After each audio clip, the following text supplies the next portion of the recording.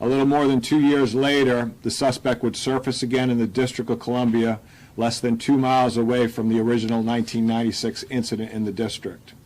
On Saturday, August 1st, 1998, at about 10 p.m., 29-year-old Christine Mirzayan was walking in the 3600 block of Canal Road Northwest on her way home from a party. She was attacked and pulled into a wooden area where she was sexually assaulted and brutally beaten. Mirzayan's body was discovered the next day, and she was pronounced dead by the Office of the Chief Medical Examiner. An autopsy revealed that in addition to being sexually assaulted, she had been struck multiple times in the head with a large rock.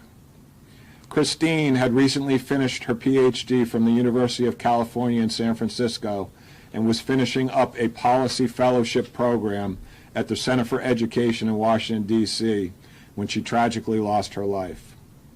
Over the years, a task force was developed to capture what was believed to be a single assailant in these multiple attacks. This task force was made up of Montgomery County Police, the FBI, the U.S. Attorney's Office, and MPD. Based on the investigation, 60-year-old Giles Daniel Warwick of Conway, South Carolina, was identified as a possible suspect through forensic genealogy. On Tuesday, November 12th, Warwick was arrested in Conway, South Carolina. He will be extradited to the district and charged with first-degree murder. He will also face additional charges stemming from the multiple sexual assaults that he committed.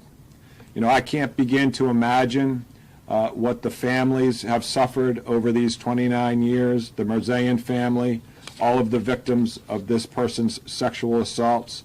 I want to extend my heartfelt condolences to the Mirzayan family, to Christine's family, to all the victims of the attacks that were plagued by these heinous acts.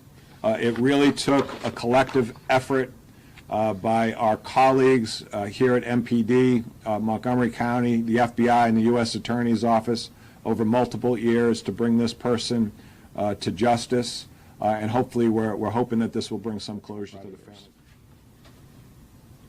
Do you personally, I mean, we've both been here a long time, that 98 case, is that one of those ones that stuck with you as an unsolved?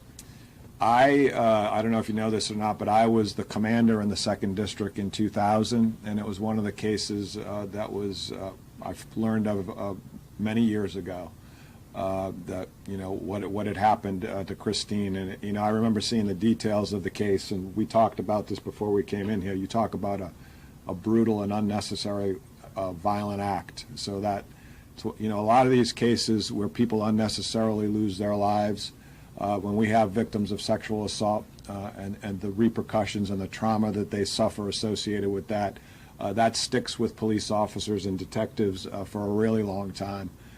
So, you know, the only thing that we can offer to the victims is to find the person that's responsible.